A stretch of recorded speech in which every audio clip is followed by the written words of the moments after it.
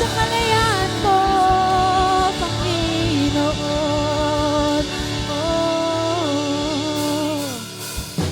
Salmo 132 verse 7 says, sinabi namin, pumunta tayo sa tirahan ng Panginoon at sumamba tayo sa Kanya sa harap ng Kanyang trono. Napakasarap magpuri sa Diyos. Amen?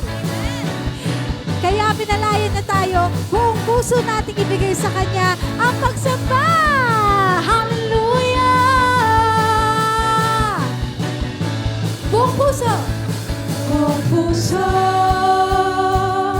Walang alinlangan. Buhay inalay niya. Siya'y si Jesus, tagapagligtas ng buong mundo. Ang tanging daan, siya'y si Jesus.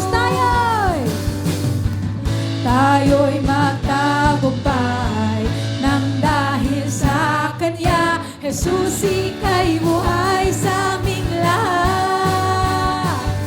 Wala nang hihigit sa lakas ng pag-ibig. Jesus, katotohanan at buhay ko. Kami napapasaya sa kalayaan mo. Malaya na kahihiyan at kasalanan ko. Binawi ng lahat ng iyanan mo. Magpakailanman ang puso't pagtingin itutuon sa'yo, sa'yo lamang. Tayo'y magtagumpay nang dahil sa Kanya. Jesus, ika'y buhay sa aming lahat. Wala nang hihigit sa lakas ng pag-ibig. Jesus, katotohanan at buhay ko. Kami napapasaya sa kalayaan mo. Malaya na, hey, hey! Malaya na, hey, hey! Malaya na, hey, hey! Malaya na, hey, hey! Wow! Oh, oh, oh, oh! Iyon ako'y malaya, sa'yo'y malaya. Oh, oh, oh, oh! Jesus, buhay ka sa akin at nagahari. Oh, oh, oh, oh! Ngayon ako'y malaya, sa'yo'y malaya. Oh, oh, oh, oh! Jesus, buhay ka sa akin at nagahari. Oh, oh, oh, oh! Ngayon ako'y malaya, sa'yo'y malaya. Oh, oh, oh, oh! Jesus, buhay ka sa akin at nagahari. Oh, oh, oh, oh! Ngayon ako'y malaya, sa'yo'y malaya. Oh, oh, oh! Jesus, buhay ka sa akin. Jesus! Jesus, ika'y buhay sa amin. Kantahin natin to para sa Panginoon.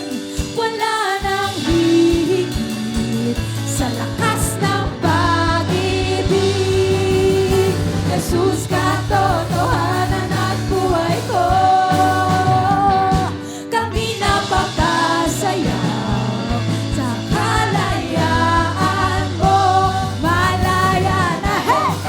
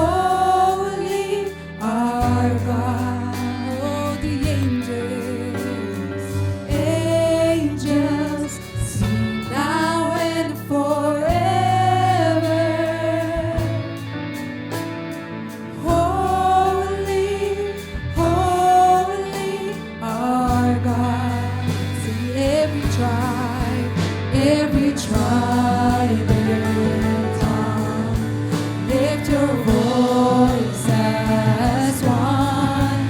He is greatly to be praised. Sing to the Lord, sing to the Lord, oh my soul.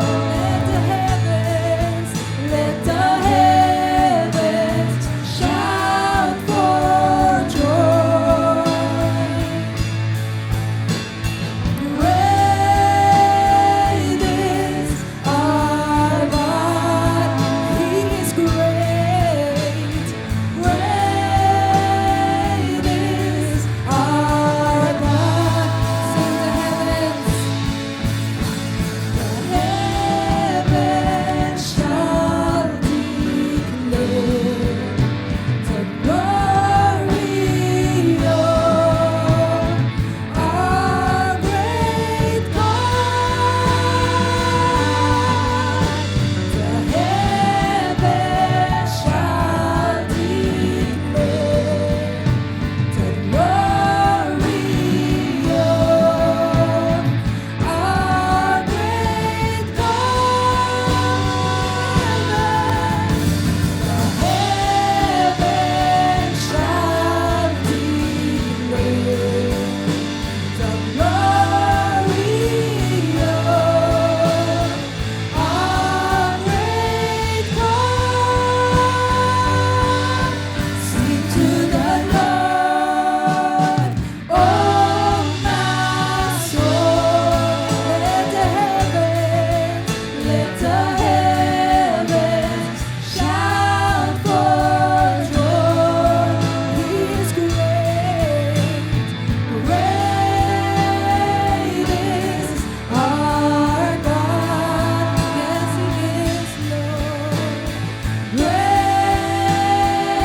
is our God. Let's sing to the Lord, our God. Sing to the Lord, oh my soul. Let the heavens shout for joy. Great is our God, He is great. Great is our God. Hallelujah. Your love is beautiful.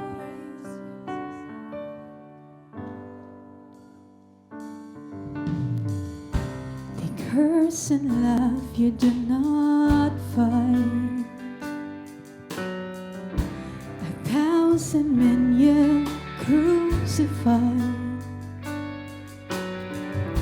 As crimson stains I fill your mind, you look upon me with delight. From throne to cross you came to die, a crown for thorns to bring you life. With every nail I feel your mind, you look upon me with delight. Oh, what love, how can it be? From that cross you looked at me. Oh, what love poured out for me. What a beautiful love. Your death gave way to glorious light, and tears away the chains that bind. No sons and daughters in your eyes, you looked upon us with delight. Oh, what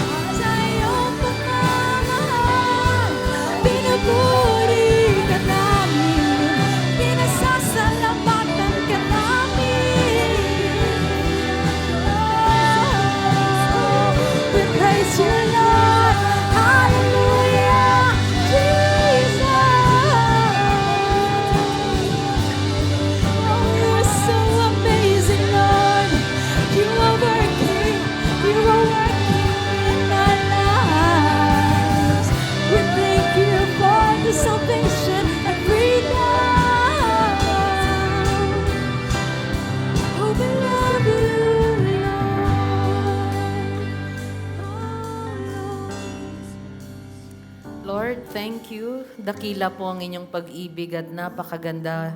Walang katulad, and that's why we came, Lord. Because we want to express to you our love, our adoration. You are our faithful Savior. Thank you. Thank you, Lord. And we are ready for everything that you have prepared for us today, Lord. In Jesus' name, amen. Palapahan po natin ang Panginoon. Our prayer passage is in Psalm 127. This is a song of ascents. Ibig sabihin, mga awitin na ginagamit po ng mamamayan ng Panginoon pag-akyat nila ng Jerusalem. At ito po ay sinulat ni Solomon. Nakakatuwa po na malaman na siya yung sumulat dahil talagang alam na alam niya po yung sinasabi niya at na-experience niya ito. Sabi sa Psalm 127 verse 1, "Unless the Lord builds the house, those who build it labor in vain." Kung wala daw ang tulong ng Panginoon sa pagtayo ng bahay, wala ang tulong ng Panginoon sa mga gusto nating i-build sa buhay. Unless, sabi niya, lahat daw po ay walang kabuluhan. Unless the Lord watches over the city, the watchman stays awake in vain. Kahit na magbantay tayo ng magbantay, kung wala naman po ang tulong ng Panginoon, ito'y walang kabuluhan. And it is in vain that you rise up early and go late to rest, eating the bread of anxious toil, for He gives to His beloved sleep. Wala din daw kabuluhan ang paggising ng maaga at pagtulog ng gabing-gabi na sa pagtatrabaho upang may makain, dahil ang Panginoon ang nagbibigay ng mga pangangailangan ng kanyang mga minamahal kahit sila'y natutulog. At kahit tulog ay galing po sa Panginoon. He gives to His beloved sleep. Isipin niyo po yun. Okay? Marami po yung pagod na, ba't hindi pa rin makatulog? Okay. Or may daming kailangan gawin para makatulog. Kahit tulog daw po ay galing sa Panginoon. Kahit na napakaganda ng higaan natin, everything is in vain kung wala po ang tulong ng Panginoon. Kaya, wag po natin isipin na dahil sa lakas natin at sa dami ng ating experience sa mundo, may mga naitayo tayo at naipundar tayo at maging complacent tayo. For example, we have achieved a lot of things in life, right? Dahil sa pagnanampalataya at tulong ng pananampalataya natin sa Panginoon at tulong niya, pero wag tayong makampante. Ibig sabihin, at makalimutan siya na siya pa rin ang sentro ng buhay natin. Na kahit anong gara, ang gaganda ng mga bagay na meron po tayo, si Lord pa rin ang sentro ng buhay natin. At laging ang tulong pa rin niya ay hingin natin. Dahil nga, nabanggit ko nung nakaraan, kapag matagal na tayo at ang dami nating mga na-build, na ipundar, may tendency na magtiwala tayo sa ating sariling kakayahan. Kapag malakas na tayo, magaling na tayo, pwedeng everyday, kahit walang prayer, wala tayong paghingi ng tulong ng Panginoon, ay mag-continue tayo. Pero itong Psalm 127 na sinulat ni Solomon, na napaka-wise, wealthy, right? Napapaligiran siya ng napaka-gagandang bagay. Sa panahon niya, naging normal lang ang ginto at pilak. Sipin niyo po, nilalagay lang niya yan sa dingding niya, sa poste niya. Okay? Pero, sabi niya, kung wala ang tulong ng Panginoon, walang kabuluhan ang lahat. Are we learning? Amen? Don't be complacent. Huwag tayong manangan sa sarili nating kakayahan. Ang tao, ano yung mga nilikha ng tao na ang lalaki at gaganda, na akala nila hindi na sila magagapi. For example, the Great Wall of China. Alam niyo po ba, it was built to defend China from outside invaders. The wall is over 4,000 miles long daw and 20 feet high. Pero, napasok ba ang China? Yes, ng mga Mongols. Anong ginawa nila? Hindi naman nila binasag yung wall eh. What they did, they simply bribed the guards. Okay? And then, nakapasok na sila.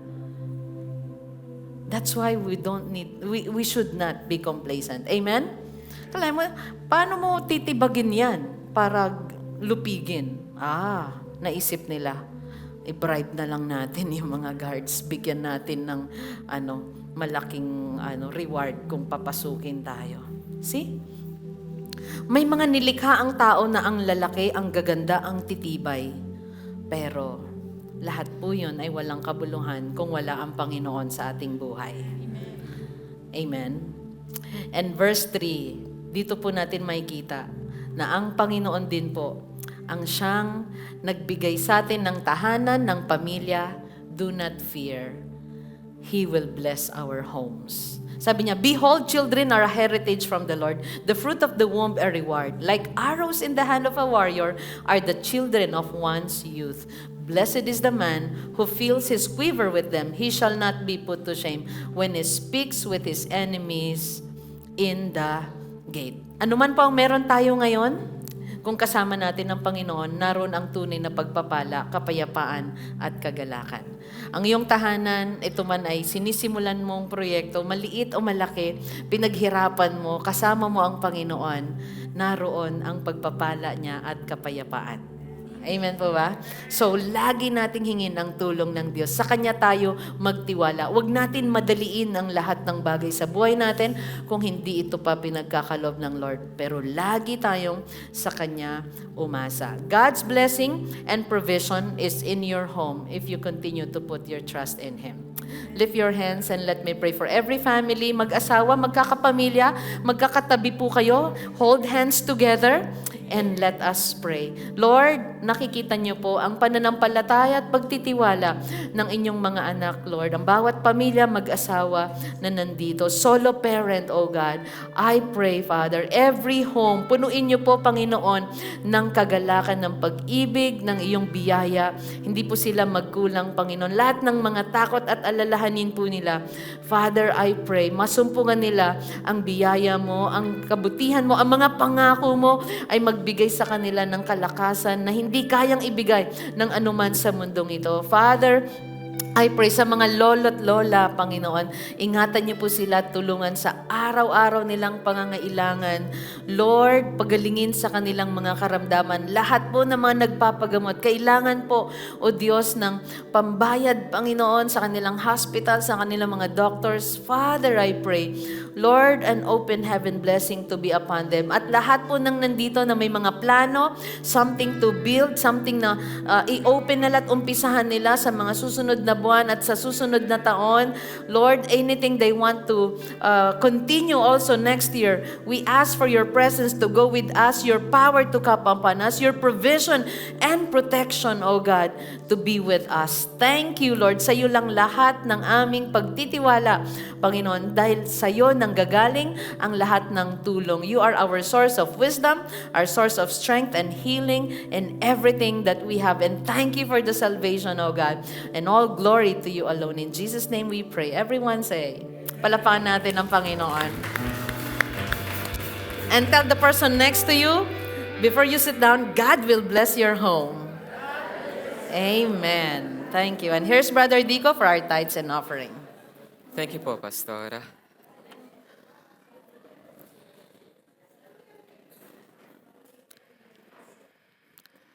Blessed Sunday, Church. For our tithes and offering this morning, let me read to you Psalms 127, 1-2, and Psalms 128, 1-4. This is an NLT and ASND. Basahin ko po. Unless the Lord builds a house, the work of the builders is wasted. Unless the Lord protects a city, guarding it with sentries will do no good. It is useless for you to work so hard from early morning until late at night, anxiously working for food to eat. For God gives rest to His loved ones. Basahin po natin sa Tagalog, napakagandang version din po nito. Kung wala ang tulong ng Panginoon sa pagtayo ng bahay, walang kabuluhan ang pagtatayo nito. Kung wala ang pag-iingat ng Panginoon sa bayan, walang kabuluhan ang pagbabantay dito. Ano po yung dalawang bagay na nabanggit dito sa Tagalog? Una, bahay. Pangalawa po, bayan. Pero I do believe sa pangatlong B, applicable din po ito sa atin, sa ating buhay. Sabi po dito, kung wala ang tulong ng Panginoon, Marami po sa mga tao ngayon is parang walang direksyon sa buhay. Basta-basta na lang nagtatrabaho, nang walang patutunguhan, basta-basta na lang kumikilos, nang walang tinutugunan. Pero alam ko po na kapag tayo po ay nasa Panginoon, lahat po ng tulong ay nanggagaling sa Kanya. And that goes to our number 1 point. All help comes from the Lord. Dahil po sa Panginoon, kaya lagi po natin siyang isama sa mga desisyon natin sa buhay, sa mga business dealings natin, sa mga bagay na alam natin kinakailangan natin siya. Pangalawa po, basahin ko po yung verse 2. It is useless for you to work so hard from early morning until late at night, anxiously working for food to eat, for God gives rest to His loved ones. Hindi po ibig sabihin dito na wag na po tayo magtrabaho. Kasi sabi po dito, it is useless for you to work so hard. Ang keyword po dito, nasa pangalawang part po, anxiously working. Ang ibig sabihin po nito is yung umaasa na lang po tayo sa sarili nating kakayahan. Umaasa na lang po tayo sa sarili nating kayamanan at umaasa na lang po tayo sa sarili nating lakas nang hindi na po tayo humihiling ng tulong sa Panginoon. Yes, the Lord gives us the ability to produce wealth. Binigyan niya tayo ng trabaho, ng mga business natin, pero dapat hindi po ito nagiging dahilan para mawalan tayo ng oras sa Kanya.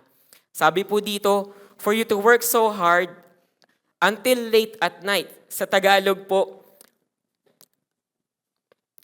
walang kabuluhan ng pagising ng maaga at pagtulog ng gabing-gabi na sa pagtatrabaho upang may makain. Anxiously. Number 2, anxiousness will be gone by trusting the Lord. Anxiety, anxiousness. Marami po ba tayong worry sa panahon na ito? Valid. Totoo po. Nababalitaan natin, napapanood natin, napapakinggan natin. Totoo po, nakakapag-alala. Hindi natin alam yung kinabukasan, ano ba mangyayari sa bansa natin, ano ba yung mangyayari sa anak natin, sa trabaho ko. Marami po tayong alalahanin. Pero kahit ganun pa man, tulad nga po ng sabi ni Pastora kanina, ang pahinga nanggagaling sa ating Panginoon.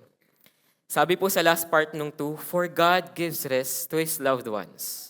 Mahal po tayo ng ating Panginoon. Pagod na ba tayo sa ating mga alalahanin? Pagod na ba tayo physically, emotionally, sa mga bagay-bagay na nasa paligid natin? Let us come to the Lord and He will give us rest. Sa Tagalog po, dahil ang Panginoon ang nagbibigay ng pangangailangan ng Kanyang mga minamahal. Marami po tayong pangangailangan. Magpapasko, marami po tayong bilihin, mga regalo, mga panluto, mga bagay na gusto nating ibigay sa mga mahal natin. Pero itong mga pangangailangan nito, kanino ito nanggagaling at sino nagbibigay nito? Ang ating Panginoon. Sa last part po ng number 2, sabi niya dito, dahil ang Panginoon ang nagbibigay ng mga pangangailangan ng Kanyang mga minamahal kahit sila'y natutulog. Magiging tamad na ba ako? No. Tulad nga na nabanggit ko, magtrabaho tayo, magsipag tayo. Pero ano yung ibig sabihin dito? Meron tayong pahinga. Meron tayong pahinga sa presensya ng ating Panginoon. Meron tayong pahinga sa mga alalahanin natin. Meron tayong pahinga sa mga pangangailangan natin. And tuloy ko po sa 128. How joyful are those who fear the Lord, all who follow His ways. You will enjoy the fruit of your labor. How joyful and prosperous you will be. Your wife will be like a fruitful grapevine flourishing within your home. Your children will be like vigorous young olive trees. As they sit around your table, that is the Lord's blessing for those who fear Him. Number 3, abundance comes from the Lord. Ang pagpapala, nagmumula po yan sa ating Panginoon. Basahin ko po sa Tagalog, mapalad kayong may takot sa Panginoon na namumuhay ayon sa Kanyang pamamaraan. Ang inyong pinaghirapan ay magiging sapat sa inyong pangangailangan at kayo'y magiging maunlad at maligaya. Ang inyong asawa ay magiging katulad ng ubasan sa inyong tahanan na sagana sa bunga at ang inyong mga anak na nakapaligid sa inyong hapagkainan ay parang mga bagong tanim na olibo. Ganito pagpalain ang sino mang may takot sa Panginoon. Nabasa po natin kung ano yung mga pagpapalang mararanasan natin. Pero ano po yung kinakailangan natin? May takot sa Panginoon. So let us fear the Lord. Let us love the Lord. Let us revere the Lord. Follow His ways, follow His commands, and follow His instructions. And these things we will be able to experience this. There is abundance in fear of the Lord. Nung nakaraang araw po, naalala ko, nag-remind lang po si Facebook nung 2 years ago kung ano po yung itsura ng church natin. Nag-post po si Pastora at sabi po niya dun sa caption, "Thank you Lord, meron na tayong insulation at bubong." At tignan nga po natin ang ating church, ang ating sanctuaryo. That was just 2 years ago. At kung babalikan po natin, napakaganda na po ng ating church. Dati wala pang pinto, wala pang aircon, wala pang ganitong mga klase ng dekorasyon. Pero nakita po natin kung gaano kahalaga at kung gaano makapangyarihan para mag-provide si Lord sa pangangailangan ng ating simbahan. At ganun din po sa buhay natin. Maganda po na ang mga ganitong bagay ay balikan natin.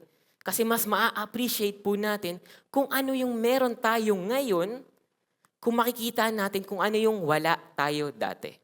At balikan ko lang din po na dapat wag ho tayong mag-focus dun sa mga bagay na wala tayo.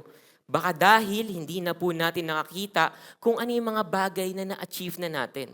Hindi lang po ito sa mga pagpapala sa mga bagay o sa kayamanan. Ang pagpapala rin po ay meron din po sa kagalingan ng sakit, sa pagbabago sa ating pamilya, sa kapayapaan ng ating isipan. Ito rin po yung mga bagay na dapat nating ipagpasalamat. At kaya ngayong umaga po, muli nating alalahanin, all help comes from the Lord.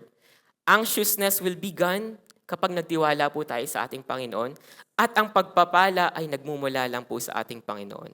So I hope this morning, we are all encouraged to give. Alam po natin yung mga pangangailangan ng ating church. Marami pa po tayo. Alam ko po, napakaganda na nito, pero meron pa po tayong patuloy na mga inaayos, may mga patuloy pa po tayong proyekto. Kaya dapat po is maging generous pa rin po tayo sa ating mga pagbibigay. So this morning, I hope we are all encouraged to give. So I would like to invite each and every one of us to stand up and let us pray.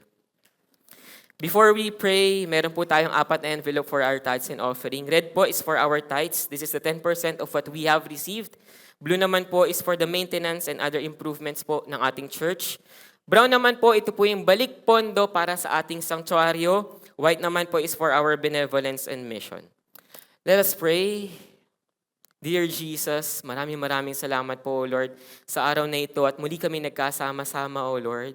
Lumalapit po kami sa inyo, O Lord, na may pagpapakumbaba, O God. Maraming salamat po, O Lord, dahil alam po namin, Lord, na ang tulong po ay nagmumula sa inyo. At humihingi po kami ng tawad kung may mga pagkakataon, Lord, na umaasa lang po kami sa sarili naming kakayahan at hindi po kami humihingi ng tulong sa inyo. Humihingi po kami, O Lord, na tulungan niyo po kami na patuloy magtiwala lamang sa inyo. Dahil marami po kaming alalahanin. Marami po kaming pangangailangan. Marami pong mga bagay, O Lord, na gumugulo sa aming isipan. Pero kahit ganun pa man po, alam po namin, O Lord, na ang pahinga ay nanggagaling lamang po sa inyo. Maraming salamat po, O Lord, dahil alam po namin nandyan lang po kayo para sa amin at kami ay, Lord, patuloy na lalapit po sa inyo.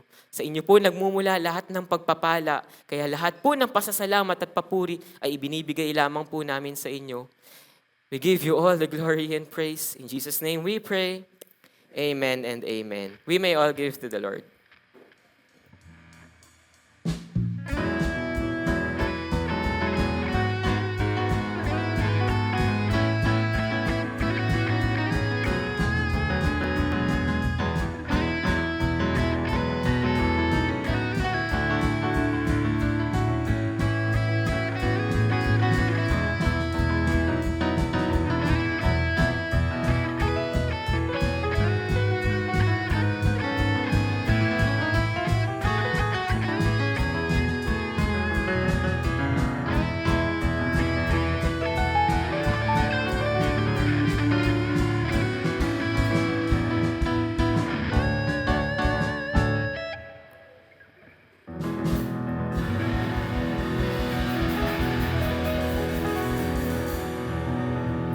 Praise God! Ipagpatuloy po natin ang ating pag-aaral sa Book of John. I am excited to share with you yung kasunod ng story nung dinakip na si Jesus at dinanay ni Peter ang Panginoon.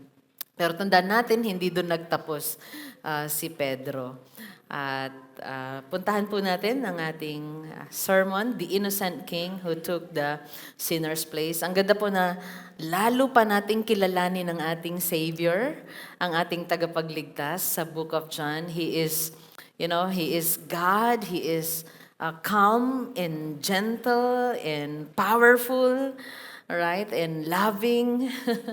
Ang dami po nating natututunan sa character ng Panginoong Jesus sa Book of John. And bago ko ituloy, I'd like to appreciate everyone for your presence, mga pamilya na nagdadala ng anak, kamag-anak, kaibigan, mga extended family members. Palakpakan nga po natin ang Panginoon. Thank you so much for coming into the house of the Lord. Lalo na kung big family po kayo, minsan hindi madali, may mga bata, bibihisan ninyo, gigisingin, mag-prepare ng breakfast, lahat magdadamit ng maayos. Minsan may matagal sa bathroom, may mabilis. Dinaanan niyo po ba yan lahat ngayon? Okay? May hintayan, may sunduan, pero lahat po yan ay ginawa ninyo para sa Panginoon. At yung mga solo parents naman po na talagang naghanda para sa pagsamba sa Panginoon. I appreciate every one of you for coming into the house of the Lord to learn and be a blessing to one another. Okay.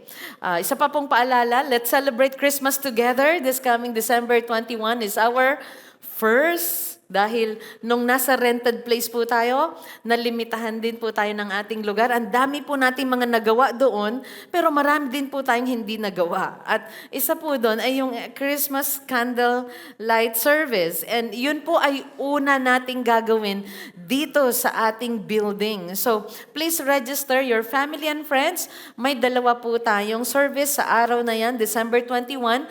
Mamimili po kayo 9 a.m. or 3 p.m. Once na napuno po ang 9 a.m., automatic ang mapipili na po ay 3 p.m. Wala na pong 7 p.m. Magpapahinga na po nun si Astrid sa pagkanta. O yung mga choir natin, yung mga bata, at yung mga music team natin and CAD ministry sa kanilang mga prepare. Okay, so exciting days ahead. It's Christmas in the city and in the country. At talagang it's the most wonderful time of the year because it's all about the Lord Jesus Christ. Okay? So register, and invite. Okay, let's continue. The innocent king who took the sinner's place. At sino po yan? Let's go to John 18:28 to 40. Wala pong iba kundi ang ating Panginoon. Let's continue the story. Then they led Jesus from the house of Caiaphas. Tandaan natin, pinag-aralan natin yung pangalang Caiaphas nung Sunday. Hindi, siya po ay manugang, okay, ni ilang Ana? Anas. Okay. Nalala ko tuloy lagi si Sister Ana John. Okay. It's a nice name. Sabi namin kung magkaka-baby girl sana kami, meron ding Ann yung magiging name niya.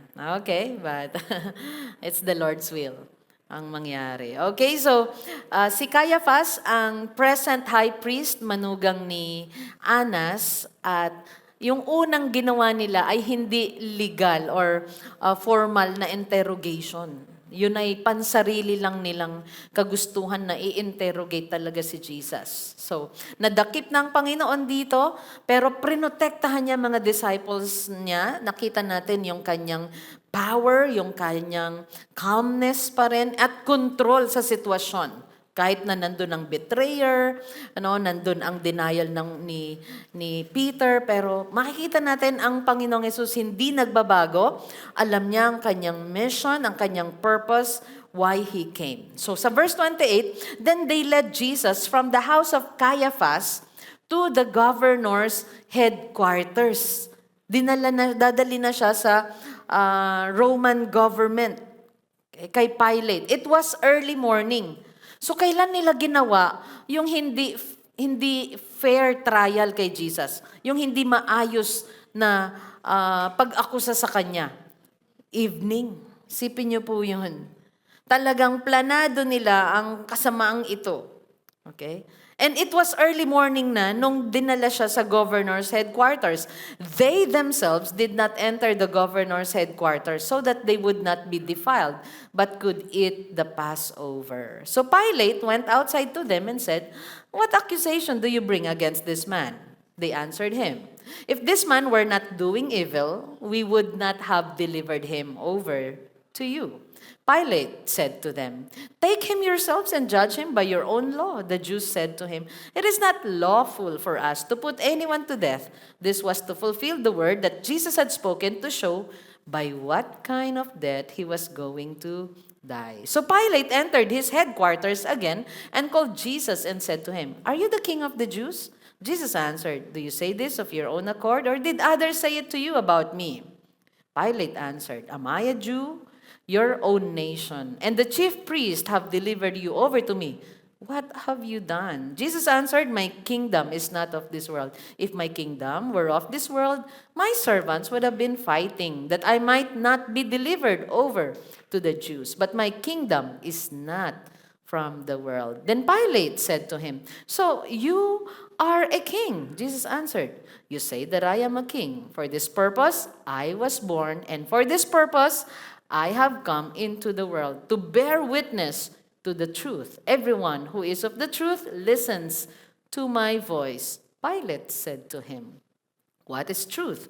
After he had said this, he went back outside to the Jews and told them, "I find no guilt in him. But you have a custom that I should release one man for you at the Passover. So do you want me to release to you the king of the Jews?" They cried out again, "Not this man, but Barabbas." Now, Barabbas was a robber. Mas ginusto po nila na lumaya ang isang kriminal or tulisan kaysa sa Panginoon. Let's lift our hands to the Lord. Let's pray. Lord, we receive your word. Thank you. And Lord, we came to bless you and listen to your message today because your word gives life, strength, and wisdom. Your word is our daily bread. We desire to know you more that we may love you and obey you with all our hearts. Lord, anuman ang age namin, anuman yung sitwasyon ng walk namin with you today, help us to be good students of the word. Lord, we will listen and obey. And Holy Spirit, help us to be more and more like our Savior, Jesus Christ. In Jesus' name we pray. Everyone say, Amen. Palapakan uli natin ng Panginoon sa reading ng Kanyang salita. So, nakita po natin yung story at balikan ko lang ulit na si Jesus, dinakip na siya. Siya po ay tinalian, pero pinag-aralan natin, he was bound so we could be free. Peter and John followed Jesus to the high priest house, but Peter denies his relationship with Jesus. At si Jesus, he was questioned about his disciples and his teachings nila Anas, pero ang sagot pa rin niya, to protect talaga the disciples. And kahit nakita po natin yung denial ni Peter sa storying ito, napag-usapan po natin na hindi doon nagtapos si Pedro. In fact, si Peter, he was reinstated, all right? And then, he became a powerful preacher of the word. Sa book of Acts, nag-preach siya, 3,000 got saved. He wrote the book of 1 Peter, 2 Peter. At kung babasahin po natin ang mga sinulat niya doon, makikita nyo, he's a different person. Isang taong na nagpas ng tenga ng soldier na si Malchus, pero makita natin sa 1 Peter yung tono niya ng submission to the authority, yung honor the emperor. Sipin nyo, siya po ang nagsabi nun sa mga believers at sumulat. So he's a changed disciple, nabago siya. Kaya tandaan po natin, kahit matagal na tayo sa Panginoon, disciple na tayo, follower ni Jesus, 5 years ago, 10 years ago, marami pa rin pong babaguhin ng Panginoon sa atin. Kaya manatili tayo sa Kanya. Amen? Marami pa tayong ilalago. Tell the person next to you, marami ka pang ilalago. Ayan. Marami pang babaguhin ng Panginoon sa atin. Okay? So, Jesus willingly surrendered to suffering, betrayal, injustice. Isipin niyo po yung mga naranasan niya. He suffered. He surrendered to what? To betrayal, to injustice, so that we could be forgiven and free. He was bound and accused, but he remained faithful and loving and protective towards his disciples. At ganun pa din po siya pagdating sa atin. Let us be steadfast, okay, in Christ. Manatili tayo sa Kanya. So what can we learn from this passage na binasa po natin? Who is the innocent king who took the sinner's place? Wala pong iba, ang Panginoong Jesus. Number 1, Jesus is the innocent king. Siya po ay dinakip pero wala po silang nahanap na mali sa kanya o kasalanan. He is our Messiah. Siya ang ating tagapagligtas. At makikita natin sa John 18:28-32 kung papaano nila talaga kagustong maipapatay ang Panginoon. At makikita natin yung plano nila to kill an innocent, pero they're just trying to keep themselves clean also. Okay? Kaya tinawag sila ni Jesus na whitewash tombs. Let's read our passage again. So they led Jesus from the house of Caiaphas to the governor's headquarters. Yung unang trial, yun po ay injustice, unfair. And let me remind every one of you today, ang mga believers ba, ang mga namumuhay ba sa katuwiran ay pwedeng makaranas ng unfair trial? Yes, injustice. Itong story ng Panginoong Jesus na ating pag-aaralan ay magpapaalala sa atin ng isang napakaganda pero mahirap pero possible na gawin through the power of the Holy Spirit. Na it is better to suffer for doing good than doing evil. And there are times we will suffer for doing good. Alam mo yung gagawin mo yung tama, pero you are suffering, you are in pain. You have sacrifices. Kaya ang pagsunod sa Panginoon ay merong kalakip po. Yan. Na pagtitiis at pagtsatsaga. Can I hear amen? Kayo mga kasal na po ng 15 years, 25 years, 35 years, maring sumunod kayo minsan sa Panginoon, nananatili kayo kahit na nahihirapan kayo. Yan po ang katotoo. Amen. Ang dami ko narinig na men. Okay. Saan banda? Dito. Okay. Pero totoo po yun, ituloy po natin ang pagsunod sa kalooban ng Panginoon kahit minsan ay nahihirapan tayo. Di po ba? Kaya minsan hindi natin maunawaan ang sitwasyon. Okay? Kasama po yan. And it is better to suffer for doing good. Yung pagsalitaan ka ng hindi maganda, akusahan ka, dahil ang ginagawa mo ay tama at kabutihan at nasa katotohanan ka, kaysa ikaw ay pinagsasalitaan ng masama. Dahil talagang masama yung ginawa. Kaya kung masama yung ginagawa natin, kailangan mabaguhin natin. Pero itong lesson natin today, just like Jesus, there are times that because you are doing something good, you will suffer. Sipin mo, injustice, unfair trial ito. Sinabi, talagang dinetalye ni John, it was early morning na nung dinala siya. At ang pagdadakip po ay hindi po sa gabi. Parang tulisan o magnanakaw po yung ganoon. Okay? They themselves did not enter, nung early morning na daw, they themselves did not enter the governor's headquarters so that they would not be defiled. Look at this. But could eat the Passover. Yung ginagawa nilang unfair trial sa Panginoon at yung desire nila to kill this man na wala naman silang nahanap na iaakusa. Ang sabi, they would not, kasi ayaw nilang magkaroon ng encounter, sa Gentile na magpapadefile sa kanila, magpaparumi sa kanila. Ito ay tinatawag na outward, okay? Outward way to keep themselves pure, but could eat the Passover. So nakita natin yung kanilang hypocrisy dito. Are we learning?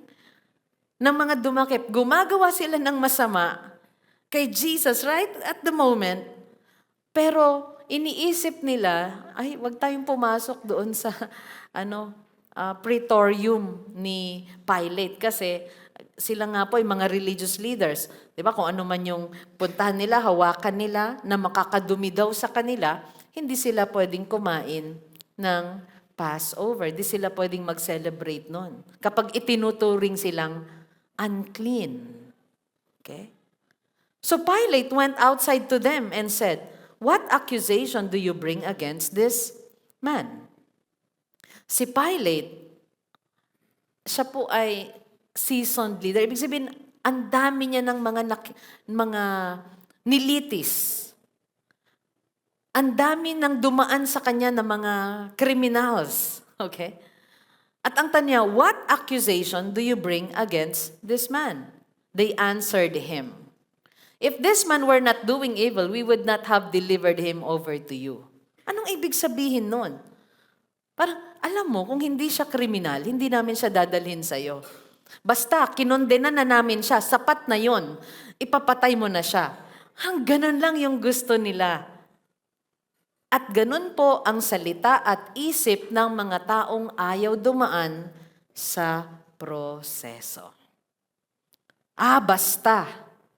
Nakarinig na po kayo ng ganong justification? Basta. Basta, gawin mo ito. Basta. Parang, wait. Nakarinig ka na ng ganon, basta gawin mo yan sa trabaho. Pero dahil ikaw ay, may takot sa Panginoon, ginawa mo. And after a few months, nawala na yung taong nagsabi sa'yo nun. They answered him, if this man were not doing evil, we would not have delivered him over to you. See the injustice, see the unfair trial na gustong gawin po ng mga religious leaders dito. And Jesus is the innocent king. Verse 31, Pilate said to them, "Take him yourselves and judge him by your own law." Ibig sabihin, walang natagpuan din si Pilate Dalhin niyo siya at kayo na ang humatol ayon sa inyong kautusan. Pero anong gusto talaga nila? Ipapatay si Jesus. The Jews said to him, "It is not lawful for us to put anyone to death." Dahil nga po sila ay under Roman rule, wala po talaga silang karapatan na magpapatay unless ito ay i-authorize or aprubahan ng isang Roman officer. So sabi niya, "It is not lawful for us to put anyone to death." So alam nila yung pasikot-sikot ng batas nila. And sabi niya, this was to fulfill the word that Jesus had spoken to show by what kind of death he was going to die. Pero sa nangyayaring ito, sa kalikuan at kasamaan ng tao, tingnan niyo yung verse 32. This was to fulfill the word. Ibig sabihin, God is still sovereign. God is still in control of everything despite sa dami ng kasamaan at kalikuan ng tao. Kaya we can put our complete trust to the Lord. His plan will always prevail. Palapakan natin ang Panginoon. Na kahit ang daming liku-likong gawain ang tao sa mundong ito, that's not the end. The plan of God still prevails. And He is above everything. Ang plano ng tao ay hindi kailanman magiging mas mataas sa plano ng Diyos. God's plan here is unfolding sa verse 32. So, anong nakita natin sa passage na to? They want Jesus executed though they have no real charge. Kaya minsan, nabanggit niyo na ba, ang unfair naman ng buhay. Our Savior, nakaranas din po ng mga unfair na treatment, unfair trial. So kung ikaw ay gumagawa ng mabuti, ng katuwiran, at nakakaranas ka ng unfair or unjust treatment, can we submit to the suffering? Let me repeat that. Can you submit to the suffering? If kung inalaw ng Panginoon, daanan natin yung bagay na yon, kahit masaktan tayo, pero ipagpapatuloy natin na gumawa ng kabutihan. Praise God. if we are able to answer, Lord, I am willing. Or Lord, Holy Spirit, strengthen me, empower me, that I will submit to suffering. Itong previous weeks, pinag-usapan natin, Jesus submitted to the suffering and even betrayal na naranasan niya sa Garden of Gethsemane. Matthew 23:27, kanina nabanggit ko na yung mga religious leaders, nakita natin yung hypocrisy nila. Yes, tinawag nga sila sa Matthew 23:27 ni Jesus, "Woe to you, scribes and Pharisees, hypocrites, for you are like whitewashed tombs, which outwardly appear beautiful, but within are full of dead people's bones and all uncleanness." At ito yung bantayan din po natin sa ating buhay, na kung sa outside tayo po ay mukhang maayos at malinis, kailangan ganun din po ang ating puso at ang ating isip at ang ating kalooban. And who we are in the in our public life, ay ganun din po tayo sa private life natin. Sino tayo sa ating social media at sino tayo sa ating private life? Can I hear amen? Amen. Kasi dito pinakita nila, while doing a sinful thing kay Jesus, tinatry nilang sabihin, ay, wag tayong pumasok dyan sa praetorium ni Pontius Pilate. Maituturing tayong marumi kapag pumasok tayo dyan. Because they are religious leaders, they are Jews, at yung kaharap nila ay Gentile. So, tandaan din po natin na kahit anuman po yung nangyayari, balikan natin, God's plan will always prevail. Amen po ba? For 2 Corinthians 5:21, "For our sake, He made Him to be sin who knew no sin." Jesus is the innocent King. Wala po siyang kasalanan. Kailan may hindi nagkasala. Ngunit daw, alang-alang sa atin, so that in Him we might become the righteousness of God. Alang-alang sa atin, itinuring siyang makasalanan para sa pamamagitan niya'y maituring tayong matuwid.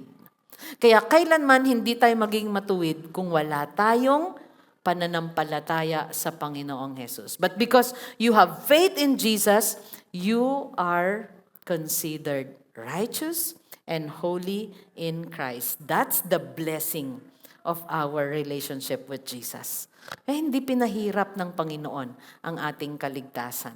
You just have to believe. Tell the person next to you, just believe. Amen. Number 2, Jesus' kingdom is not of this world. Ang Panginoon na nag-take ng place ng sinner ay merong kaharian. At ang kaharian niya is not of this world. Now, si Pilate, dito, kailangan niyang i-interrogate din dahil titignan niya, threat ba si Jesus sa kingdom na meron po sila? The Roman Empire. Okay? Do we see Jesus as a threat sa buhay natin? Na kapag pinapasok natin siya sa buhay natin, hayaan natin siyang maghari, or iisipin natin na, Lord, lahat na ng aspeto ng buhay ko ay nako, talagang iko-correct mo. So parang ayaw ko pa. Or you will submit to His lordship, to His kingship. And tandaan po natin na Jesus is our King. He is the innocent King. And His kingdom is not of this world. Is not a military king or earthly politician. Yung kingdom ng Panginoon, papaano ba nagro-rule? Okay, we have to surrender to Him with our lives. Let Him rule. But, His kingdom is unshakable. The kingdom sa mundong ito, they are all shakeable. Ano pa? They rise and fall. Napapalitan ng kanilang hari. Pero sa kingdom ng Panginoon, meron tayong high priest and king na kailanman ay hindi mapapalitan. Siya'y nagahari magpakailanman. He is forever and He is the King of Kings. His name is Jesus. Palapakan natin ng Lord. Jesus' kingdom is not of this world. Let's go to John 18:33 to 36. So Pilate entered his headquarters again. Okay, ibig sabihin, maaring umalis po. Ako, kung babasahin po natin yung story even sa Luke, parallel kay John, parang minadali niya ito. Kay Luke ay, kumbaga pumunta pa sila kay King Herod. Parang sinabi niya, dalhin siya doon dahil siya rin po ay kailangan na ma-interrogate doon. Pero dito, kaya't sinabi dito, Pilate entered his headquarters again. Okay. So, ibig sabihin, nung sinend niya sila, umalis, tapos bumalik ulit sila. At yun po ang nangyari. Bumalik ulit sila kay Pilate. Kasi nakita rin nila, walang anong iaakusa dito. Okay? Kaya pagbalik, sabi niya, and called Jesus and said to him, "Are you the King of the Jews?" Jesus answered, "Do you say this of your own accord? Or did others say it to you about me?" Dahil lagana po ang balita patungkol sa Panginoong Jesus. So alam ng Lord na sa pagbabalik niya ng tanong, ay maaring narinig niya, or do you say this of your own accord?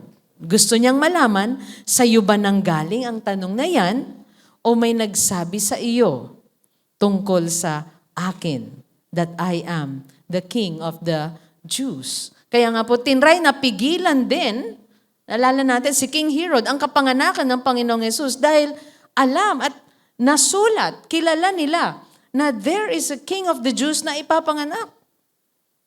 Kaya sabi niya, nanggaling ba yan sa'yo? Or may narinig ka patungkol sa akin, o may nagsabi lang sa'yo? Yang tanong na iyan. Pilate answered, "Am I a Jew? Hudyo ba ako? Dinala ka rito sa akin ng mga kababayan mo. Your own nation and the chief priest have delivered you over to me. What have you done?" Pero yung pagtatanong ni Pilate, alam niyo si Pilate, dahil alam niyo po, kilala siya na matapang, nagpapapatay talaga. Kilala din siyang korap. Kaya alam ni Pilate kung ang isang tao ay may kasalanan din o wala. At ang sabi niya, "What have you done?" Ibig sabihin, itong tanong na ito ay pagsasaliksik, and it's a strange question because interested talaga siyang malaman, makilala ang Panginoon din dito, or in doubt siya sa desisyon ng mga Hudyo na ipapatay siya.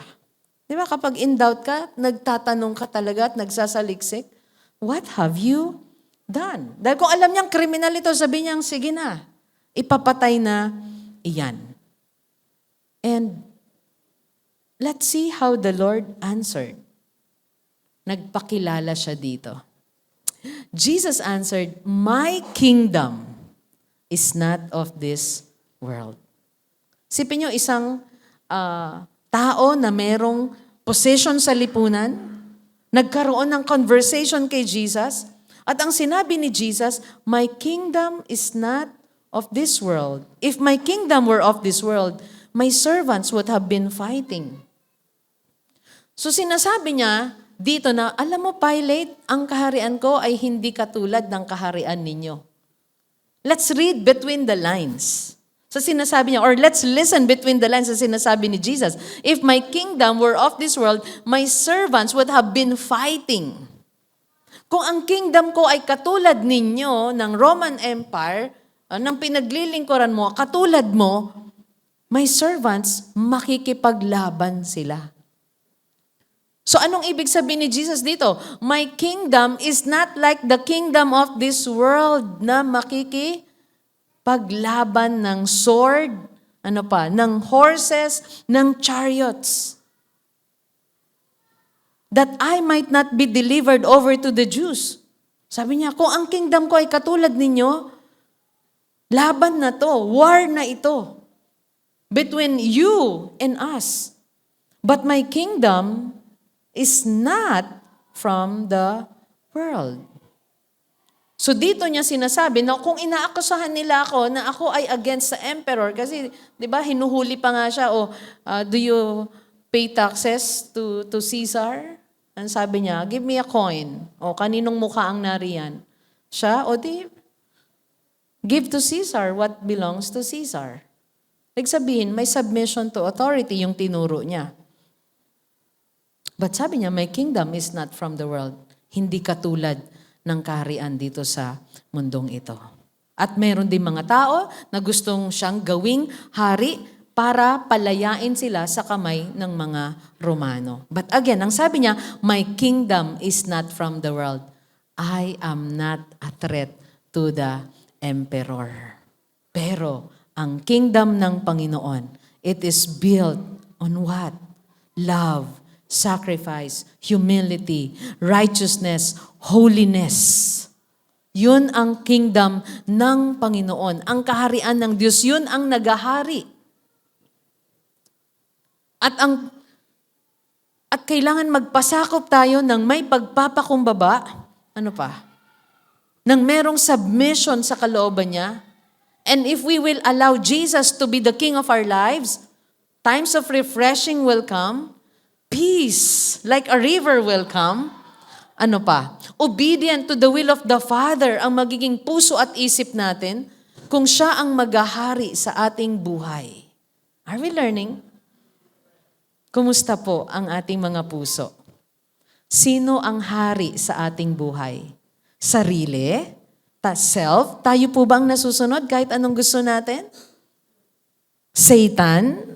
Teachings of demons ba ang nagahari? Or Savior Jesus? Sino po ang nagahari sa puso natin? Self, Satan, or our Savior Jesus Christ? Allow Him to be the King of your life. May mga tao po ang tingin sa Kanya ay threat. Naku, kapag kasinuko ko ang buhay ko kay Jesus, wala na akong bisyo. Tanong, magpapaalipin ka ba sa bisyo o magpapasakop ka sa Panginoon? Dahil kung tunay ang ating pagsuko ng buhay sa Panginoon, we will not allow those things na maghari pa sa ating buhay. Can I hear amen? Are we learning today? Praise God. God's kingdom is built on love, on truth, and also transform hearts. Kaya sabi sa Luke 17, 20-21, being asked by the Pharisees when the kingdom of God would come, He answered them, the kingdom of God is not coming in ways that can be observed, nor will they say, look, here it is, or there, for behold, the kingdom of God is in the midst of you. Nagahari na ang Diyos sa puso mo. God's kingdom is in you. Ibig sabihin, may transformed hearts. Kaya sabi niya, Pilate, kung ang kaharian ko ay katulad ng kaharian ninyo, nakikipaglaban na sila ngayon sa iyo. Kaya wala po siyang kasalanan. He is an innocent king. He is the innocent king. And number 3, Jesus came to reveal the truth. Ang ganda po nito kasi sinabi niya yung purpose niya. Jesus came to testify to the truth. And everyone who belongs to the truth listens to Jesus. Truth means doing what Jesus teaches. At sa lahat po tayo, truth means living with integrity, honesty, and obedience to Christ. Let's go to verse 37. Then Pilate said to him, so you are a king? Jesus answered, you say that I am a king. For this purpose, I was born. Sinabi dito ng Panginoong Hesus, isinilang siya, yes. Dahil siya po ay hari. And for this purpose, I have come into the world. Sa mundong ito, naparito siya para ipahayag ang katotohanan, to bear witness to the truth. Why? Because this world is full of lies. Deception. Sa Garden of Eden pa lang, ang kaaway in the form of serpent ay meron ng deception. Ang daming panlilinlang, ang daming mga panluloko. Kasinungalingan. Mas marami pong nagsasalita ng kasinungalingan at nagpapakalat ng fake news. Kaya kailangan marami po ang nagpapahayag ng katotohanan. At walang ibang purpose ang Panginoon na sinabi dito, ipahayag niya ang katotohanan. And in Jesus, there is truth. And He is the truth. At kapag ang tinutuntungan mo ay truth, you will not sink. Diba? Lahat ng kasinungalingan, pag yun ang pinanghawakan mo, for example, ang ininom mo ay kunya-kunyaring gamot. Ano mangyayari sa'yo? Kunya-kunyaring kagalingan. Di po ba? Alright? Kunya-kunyaring pag-ibig. Ano mangyayari? Luhaan. Di ba?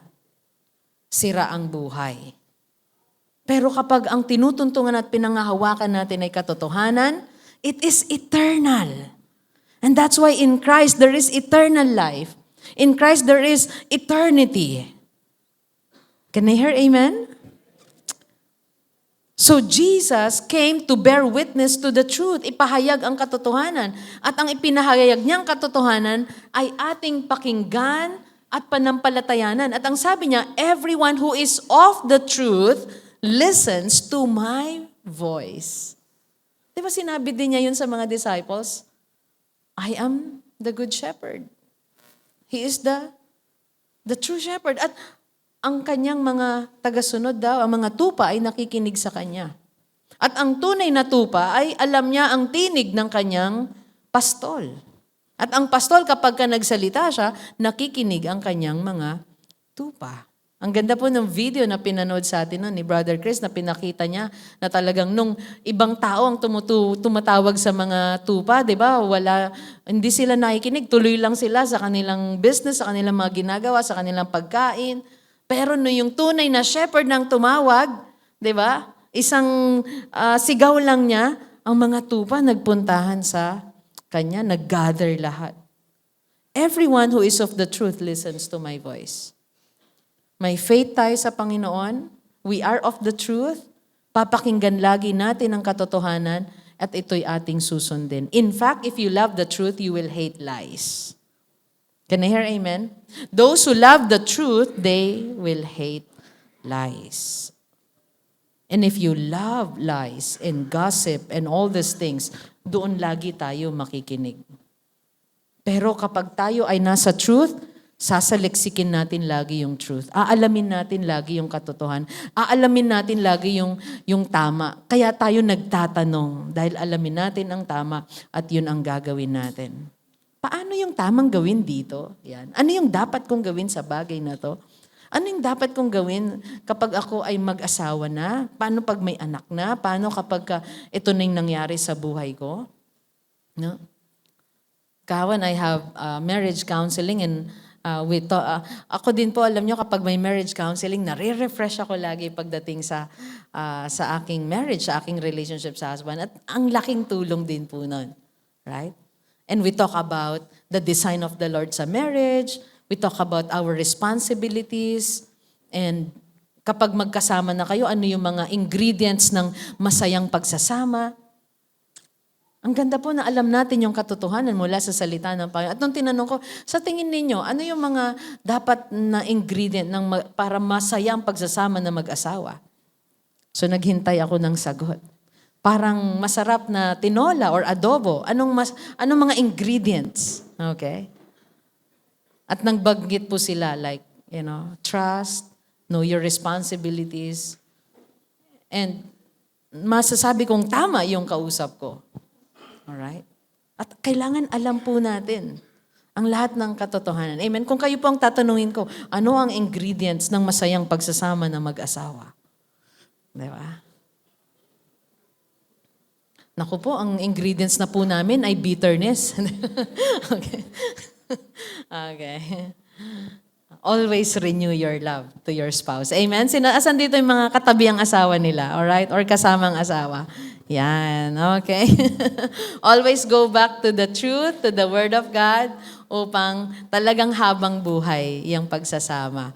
Again, kapag nakapamili ka na, wala na. Sa mga mamimili pa lang, ayan, meron pang chance. Okay? Kailangan alamin natin yung mga katotohanan. Okay? Katotohanan sa kaligtasan at sa lahat pa ng bagay sa mundong ito. And let us learn from the Lord Jesus Christ always. Amen? Let's continue. John 14:6, Jesus said to him, okay, now this proves that Jesus came to reveal the truth because He is the truth. Sabi niya, I am the way and the truth and the life.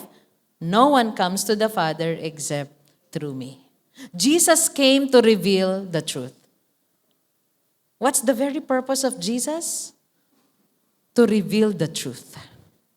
He came on earth. Isinilang siya. Nabuhay siya sa mundong ito. Nagkatawang tao, Diyos na nagkatawang tao, para ipahayag ang katotohanan sa mundo.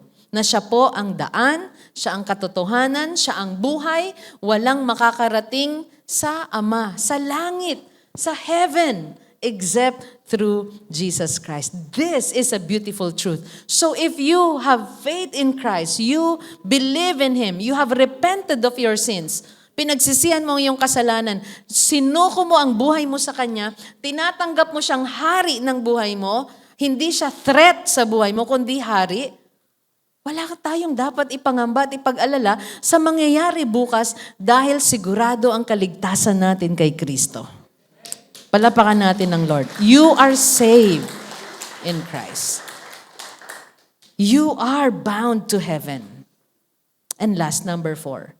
Jesus was not guilty, yet He bore the sinner's penalty.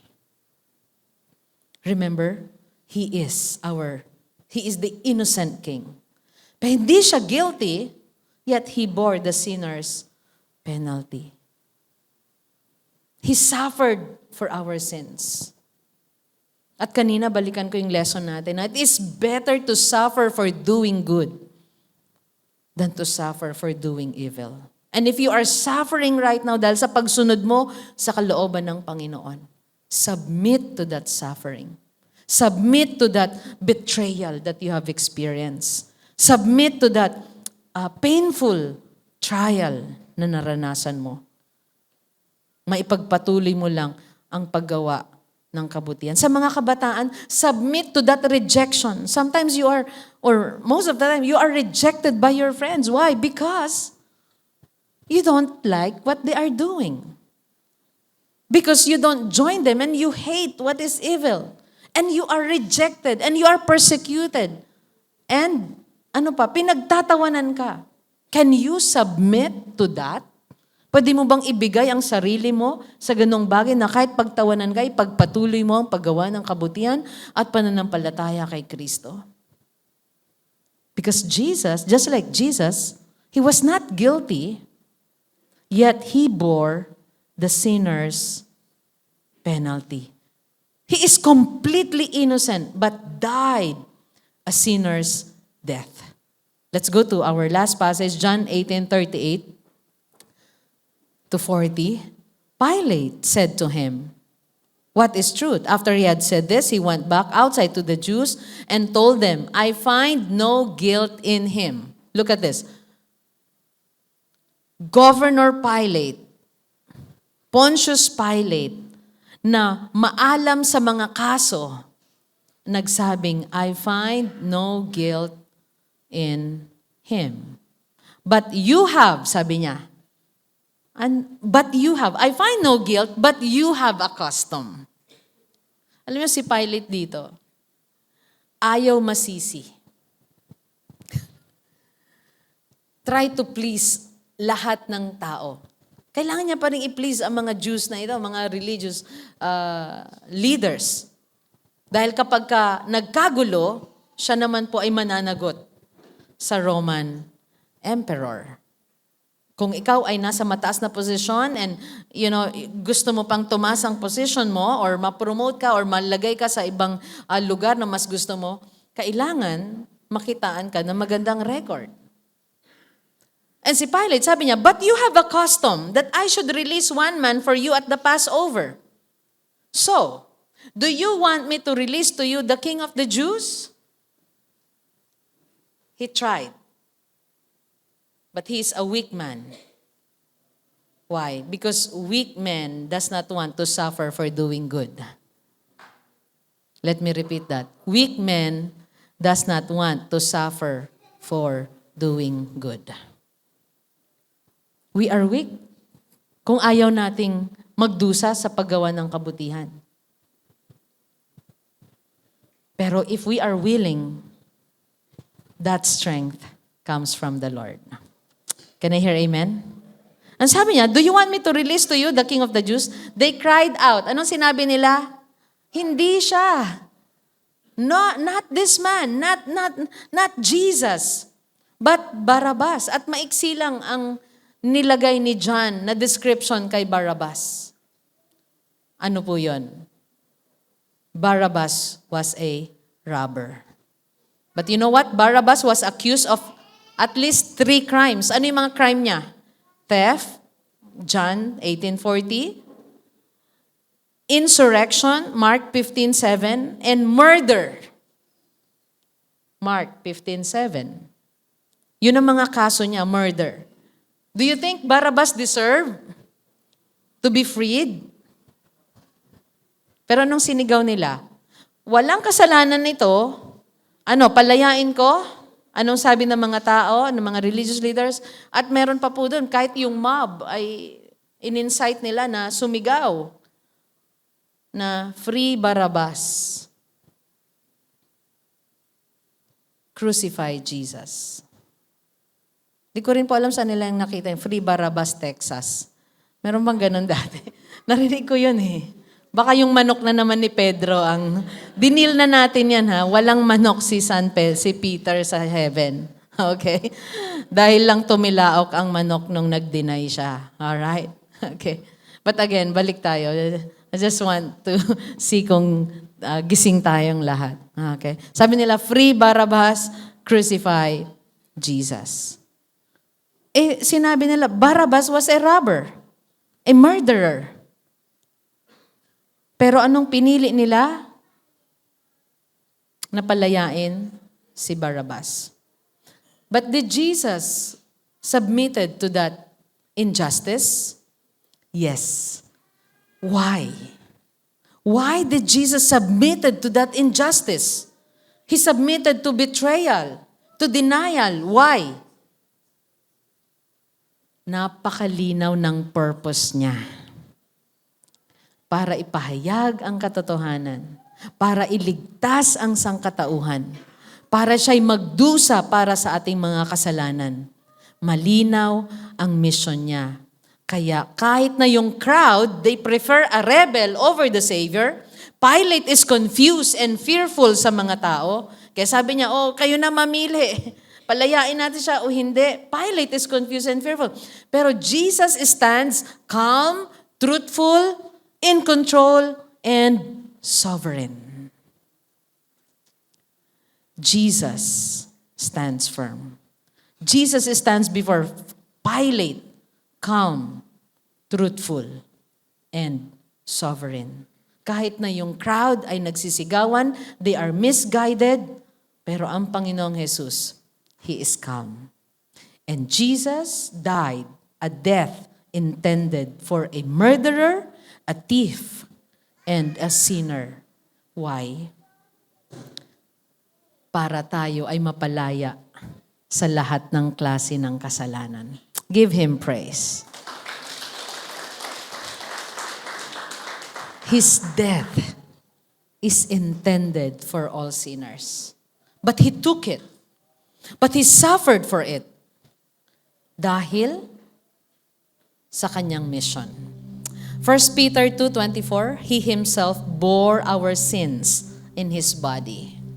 He bore our sins. Lahat ng kasalanan po natin ay pinasan niya in His body, on the tree. Pag sinabing on the tree, that's the cross. That's a cursed way to die. Pero, He submitted to that kind of death. Death for a criminal, death for a sinner. That we might die to sin and live to righteousness. By His wounds, you have been healed. Alam niyo po, kaligtasan at kagalingan ay biyaya ng Panginoon sa lahat ng sasampalataya sa Kanya. Let me repeat that. Kaligtasan at kagalingan ay biyaya ng Panginoon sa lahat ng sumasampalataya sa Kanya. So let me encourage you some more. Let us apply this truth in our lives. Believe His truth. Believe the teachings of the Lord Jesus Christ. Sumampalataya ka sa Kanya. Pakinggan mo siya. Okay? Isabuhay natin ang katotohanan niya. Let us follow His kingdom. Okay? Magpasakop tayo sa Kanyang kapangyarihan. Seek first His kingdom. Ano sabi ng Matthew 6:33? Seek first the kingdom of God and His righteousness, and all these things shall be added unto you. Unahin natin ang kaharian ng Panginoon. Unahin natin ang mapabilang sa kaharian niya. Paano? Unahin mo ang katuwiran. Unahin mo ang lahat ng bagay patungkol sa Kanya. Kapag ka ang pagpili ay greediness at pagpaparaya at pagbibigay, piliin natin lagi ang mga bagay na para sa Panginoon. Seek first His kingdom and His righteousness. Mamuhay tayo sa katuwiran. And live like He is your King. Every day, lagi nating isipin, may nagahari sa puso natin. Siya ang masunod. Yung kalooban niya, yung nais niya. And that's why we study the Word. Para makilala natin siya, ibigin natin siya, at kahit na dumaan tayo sa suffering, hindi natin i-give up ang pagsunod sa Kanya at paggawa ng kabutihan. Dahil it is better to suffer for doing good than to suffer for doing evil. Right? Amen? Live like He is your King. And for our group sharing later, how can you live each day to honor Jesus as your King? How? Are you willing to accept rejection, persecution? Are you willing to go through painful trials at sundin pa rin ang kalooban niya? Answer that and be a blessing to one another. Let's stand and sing for Jesus. Oh, what love, how can it be? From that cross, you looked at me. Oh, what love, more love for me. What a beautiful love, oh, what love, oh, what love, how can it be? From that cross, you looked at me. Oh, what love, more love for me. What a beautiful love, oh, what love, how can it be? From that cross, you looked at me. Oh, what love, more love for me. What a beautiful love. Let's lift our hands to the Lord as a sign of surrender. And let's close in prayer. Let's think about the Lord Jesus, His love and His sacrifice for us. Lord, thank you. Inibig niyo kami, Panginoon. Pinasan ang aming mga kasalanan. Lord, thank you. Pinatawad sa aming mga kasalanan. At ngayon, muli kaming lumalapit sa inyo, Panginoon, ng may kababaang loob, may humility, O God, surrendering our lives to you. Lord, we acknowledge that you are our King. Maghari ka sa buhay namin, sa aming puso at isip. Sa lahat ng aming gagawin, Panginoon, ikaw ang masunod.